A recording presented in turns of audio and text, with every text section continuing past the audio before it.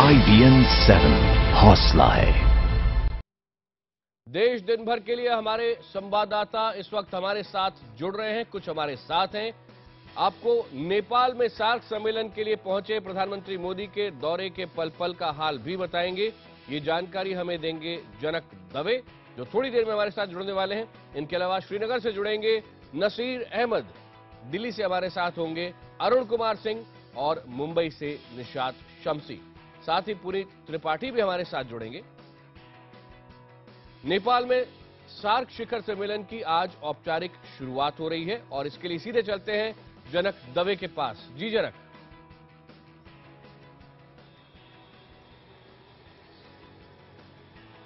नेपाल में सार्क शिखर सम्मेलन की आज से औपचारिक शुरुआत हो रही है, जहां पर प्रधानमंत्री नरेंद्र मोदी पाकिस्तान के प्रधानमंत्री नवाज शरीफ से नहीं मिलेंगे। हालांकि भारत ने सार्थक बातचीत से इनकार नहीं किया है। सार्क शिखर सम्मेलन के दौरान सबकी नजर इसी बात पर टिकी है कि क्या पीएम नरेंद्र मोदी और नवाज शरीफ की मुलाकात होगी। हालांकि दोनों नेताओं की मुलाकात का कोई कार्यक्रम तय नहीं है। काठमांडू पहुंचने से पहले नवाज शरीफ ने कहा कि अगर भारत चाहे तो दोनों देशों के बीच बातचीत हो सकती है। इसके जवाब में भारत ने कहा कि वो दोनों देशों के बीच सार्थक बातचीत के लिए हमेशा तैयार है। I think we've been shouting from the top of the roofs that we are ready for meaningful dialogue. But the emphasis on meaningful. इस बीच मंगलवार को विदेश मंत्री सुषमा स्वराज ने पाकिस्तान के विदेश मंत्री सरताज अजीज से मुलाकात की। सार्क देशों की बैठक में ऊर्जा, आर्थिक विकास, आपसी कारोबार बढ़ाने, आतंकवाद और पर्यावरण बदलाव के मुद्दों पर चर्चा होगी।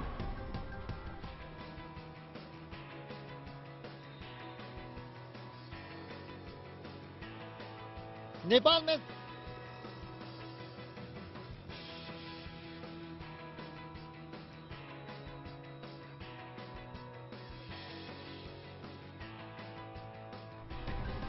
सार्क शिखर सम्मेलन की शुरुआत सुबह 9:30 बजे होगी। उद्घाटन समारोह काठमांडू के राष्ट्रीय सभागृह में होगा। इस समारोह में सार्क के सभी सदस्य देशों के नेता मौजूद रहेंगे। प्रधानमंत्री नरेंद्र मोदी दोपहर 2:30 बजे भूटान के पीएम शेरिंग तोब्गे से मिलेंगे। दोपहर 3:15 बजे बांग्लादेश की पीएम शेख हसीना से मुलाकात होगी। 4 बजे पीएम मोदी अफगानिस्तान के राष्ट्रपति अशरफ घानी से मिलेंगे। इसके बाद शाम 4:45 बजे उनकी मुलाकात श्रीलंका के राष्ट्रपति महिंदा राजपक्षे से होगी। 5:30 बजे वो मालदीव के राष्ट्रपति अब्दुल्ला यामीन से मुलाकात करेंगे। इन मुलाकातों के बाद पीएम मोदी नेपाल के पीएम सुशील कोइराला के डिनर में शामिल होंगे। प्रधानमंत्री मोदी के कार्यक्रम की आधिकारिक लिस्ट से साफ है कि पाकिस्तान के पीएम नवाज शरीफ से उनकी मुलाकात का कोई कार्यक्रम तय नहीं है। सार्क बैठक के दौरान अभी तक मोदी का पाकिस्तानी वजीर आजम नवाज शरीफ से मिलने का कोई आधिकारिक कार्यक्रम नहीं है। इसी बीच IBN 7 के जरिए जम्मू कश्मीर के मुख्यमंत्री उमर अब्दुल्ला ने मोदी से अपील की है कि कश्मीर के मुद्दे पर उन्हें नवाज शरीफ से बात करनी चाहिए।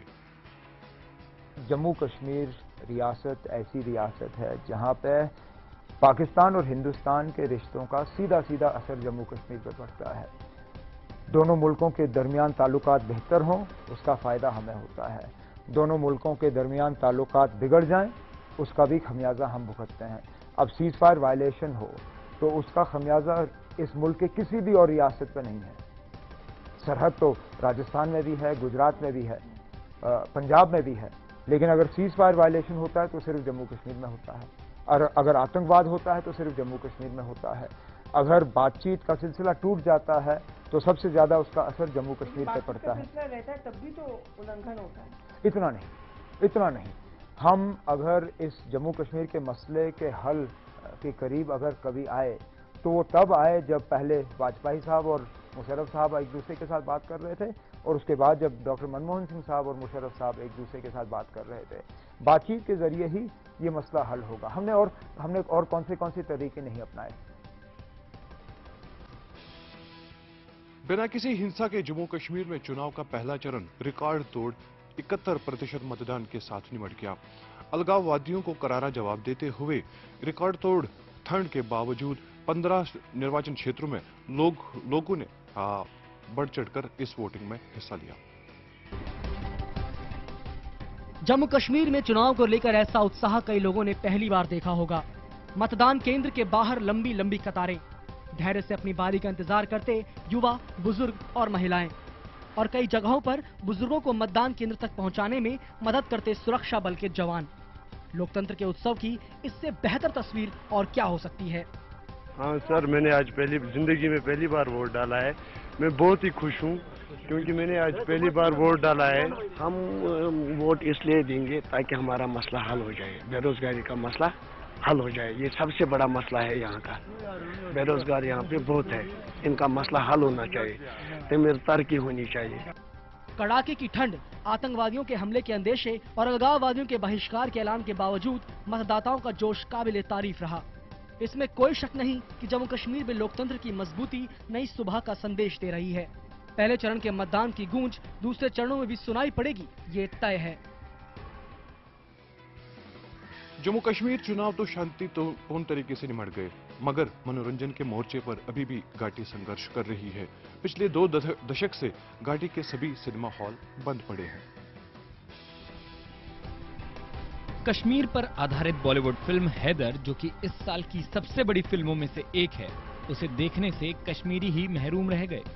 जो फिल्म कश्मीर की धरती पर फिल्माई गई, जिसमें कश्मीर के मुद्दे को दिखाया गया, कश्मीरी ही उसे देख न सके। वजह ये कि कश्मीर में पिछले 20 सालों से सिनेमा हॉल बंद पड़े हैं।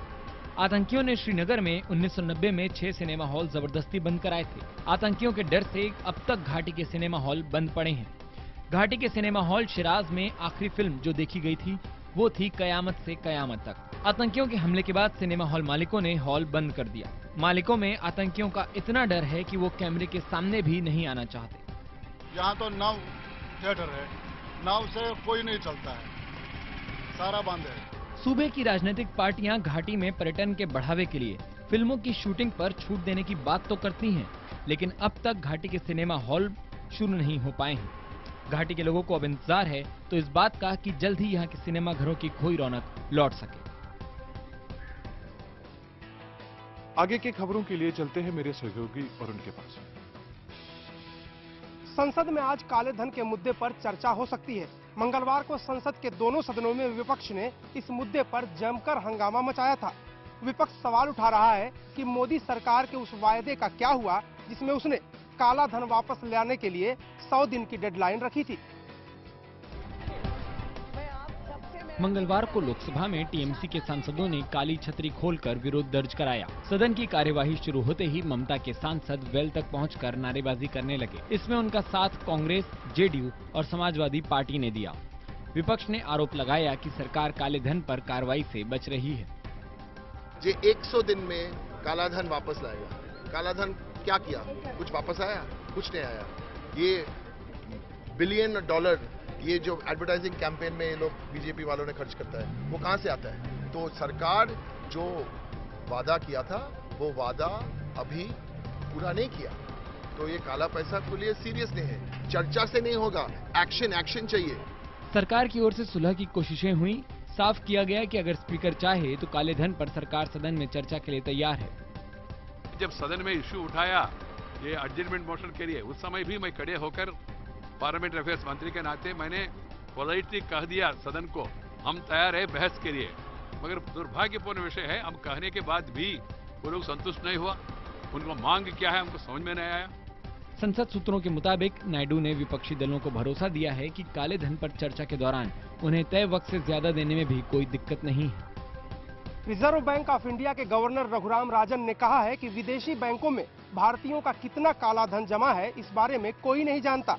आरबीआई के गवर्नर ने यह भी कहा कि टैक्स दरों में बदलाव करके इस काले धन में को काफी हद तक कम किया जा सकता है। सरकार चाहे कितने ही दावे और वादे करे, मगर बकौल आरबीआई गवर्नर इसका हिसाब किसी के पास नहीं है कि कितना काला धन विदेशी बैंकों के खातों में जमा है। गुजरात के आणंद पहुंचे आरबीआई गवर्नर तीसरे पीजे कुरियन मेमोरियल लेक्चर में बोल रहे थे। उनसे सवाल पूछा गया कि विदेश में काला धन भेजने से कैसे रोका जा सकता है। How much black money lies outside, and I think there are widely differing estimates of how much black money lies outside. Reasonable tax rates. Remember, there was a time we used to have tax rates of 91, 90, in fact 102% when you took wealth tax into account. Now, why would anybody declare income if you were to tax them at 102%? Raghuram Rajan ने काले धन पर लगाम लगाने के लिए pan card और आधार card को हर आर्थिक लेन देन में जरूरी बनाने पर जोर दिया। देश दिन भर में महाराष्ट्र से जुड़ी खबरों के लिए चलते हैं मुंबई अपने सहयोगी निशात शम्सी के पास। आरएसएस प्रमुख मोहन भागवत ने देश में मौजूदा शिक्षा व्यवस्था में बदलाव की पुरजोर वकालत की है। भागवत के मुताबिक इस बदलाव में उन लोगों को भी शामिल किया जाना चाहिए जो संघ का नाम लेकर इसका विरोध कर रहे हैं। देश को सही दिशा में ले जाने और असल तरक्की के लिए शिक्षा में बदलाव जरूरी है, ये कहना है संघ प्रमुख मोहन भागवत का। ये बात उन्होंने नागपुर में एक शिक्षक गोष्ठी में कही। उन्होंने शिक्षकों से आह्वान किया कि इस बदलाव में उनकी अहम भूमिका होनी चाहिए। संपूर्ण देश में शिक्षा क्षेत्र में काम करने वाले सब प्रकार के लोग वो किसी राहत की, किसी नई राह की खोज में है। जो चल रहा है वो सबको पसंद नहीं, किसी को पसंद नहीं। मोहन भागवत के मुताबिक विरोध करने वाले लोग भी कहीं न कहीं शिक्षा में बदलाव चाहते हैं और ये बदलाव एक जन आंदोलन में बदल सकता है। क्या परिवर्तन हो जिससे कोई नई समस्या खड़ी न रहे और सब ठीक हो जाए। इसको अगर हम अपने प्रयोगों के आधार पर, चिंतन के आधार पर लेकर जाते हैं और सहमति बना के बुद्धि से उनसे बात करते हैं तो वो सब लोग आ जाते हैं। ऐसी स्थिति है। आपको बता दें कि मानव संसाधन विकास मंत्रालय ने शिक्षा के स्तर में सुधार के लिए कई कदम उठाए थे। इसके तहत एनसीईआरटी ने विस्तृत सर्वे किया जिसमें तीसरी, 5वीं और 8वीं क्लास के बच्चों के शैक्षिक स्तर का अध्ययन किया गया। सर्वे के 3 चरण पूरे भी हो चुके हैं। वहीं यूजीसी सेमेस्टर सिस्टम लेकर आया। पिछले बजट में 5 आईआईटी और 5 आईआईएम बनाने का ऐलान किया गया था। नेशनल ई लाइब्रेरी की घोषणा की गई। स्कूलों के मूल्यांकन की योजना भी शुरू की गई। आज मुंबई में हुए 26/11 आतंकी हमले की 6ठी बरसी है और इसे देखते हुए पूरे शहर भर में कड़ी सुरक्षा व्यवस्था की गई है। शहीदों के स्मरण में आज देश भर में कई कार्यक्रम भी रखे गए हैं। मरीन ड्राइव पर शहीदों की याद में बने मेमोरियल पर राज्य के उद्योग मंत्री प्रकाश मेहता समेत कई बड़े अधिकारी श्रद्धांजलि अर्पित करेंगे। पूरे मुंबई शहर में कई जगहों पर हमले के शहीदों की याद में कार्यक्रम आयोजित किए गए हैं। आपको बता दें कि 26 नवंबर 2008 को मुंबई में समंदर के रास्ते पाकिस्तान से आए 10 आतंकियों ने 25 विदेशियों समेत 166 लोगों की जान ले ली थी। वहीं इस हमले में 304 लोग घायल हुए थे। इस हमले के बाद सिर्फ आतंकी कसाब को जिंदा पकड़ा गया था और बाकी सभी मारे गए थे। कसाब ने पुलिस की पूछताछ में हमले से जुड़े कई खुलासे किए थे जिसमें पाकिस्तान से उसके तार जुड़े होने के सबूत भी मिले थे। हमले की 6ठी बरसी से पहले हाईकोर्ट ने राज्य सरकार को फटकार लगाते हुए पूछा है कि ऐसे हमलों के 6 साल बाद भी सुरक्षा के क्या इंतजाम किए गए हैं। साथ ही कोर्ट ने शहर की सुरक्षा व्यवस्था पर भी सवाल खड़े किए हैं। प्रधानमंत्री मोदी ने ट्वीट कर 26/11 के मृतकों को श्रद्धांजलि दी। साथ ही इस हमले में शहीद हुए सुरक्षा कर्मियों को याद किया और कहा कि आतंकवाद के खिलाफ हमें मिलकर लड़ने की जरूरत है। राजस्थान में हुए निकाय चुनाव में बीजेपी ने अपना परचम लहराते हुए 46 में से 35 निकायों में अपनी जीत हासिल की है। वहीं 7 जगहों पर कांग्रेस को जीत मिली है जबकि बीजेपी ने 5 निगमों में भी अपना कब्जा जमा लिया है। जयपुर में बीजेपी दफ्तर के बाहर जश्न का माहौल है। राजस्थान में निकाय चुनावों में बीजेपी का परचम लहरा रहा है। जयपुर, जोधपुर, उदयपुर, कोटा, बीकानेर में भाजपा का बोर्ड बनना तय है। जोधपुर के जालौर नगर परिषद व भीनमाल नगर पालिका के चुनावों का परिणाम आने के बाद बीजेपी में जश्न का माहौल है। नगर परिषद जालौर में 30 वार्डों में से बीजेपी ने 15 सीटों पर कब्जा किया। भाजपा की जीत के बाद ऊर्जा राज्य मंत्री पुष्पेंद्र जालौर पहुंचे व कार्यकर्ताओं से मुलाकात की और जीते उम्मीदवारों को बधाई दी। पूरे राजस्थान में वसुंधरा जी की लहर है और नरेंद्र मोदी की लहर है और मतदाता और हमारे जो कार्यकर्ता सब एक होकर इलेक्शन लड़ रहे हैं। दिल्ली एनसीआर में ऑटो से सफर के लिए अब आपको ज्यादा मुसीबत नहीं झेलनी पड़ेगी। दिल्ली, हरियाणा और यूपी के परिवहन विभाग आज से दिल्ली एनसीआर के लिए ऑटो परमिट जारी करने जा रहे हैं। उत्तर प्रदेश परिवहन विभाग नोएडा और गाजियाबाद के ऑटो वालों को एनसीआर परमिट देने जा रहा है। एनसीआर परमिट के साथ ऑटो रिक्शा दिल्ली और फरीदाबाद बिना रोक टोक के आ जा सकेंगे। दिल्ली के लिए करीब 4500 ऑटो को एनसीआर परमिट दिया जाएगा तो वहीं हरियाणा के लिए 1000 ऑटो को परमिट दिया जाएगा।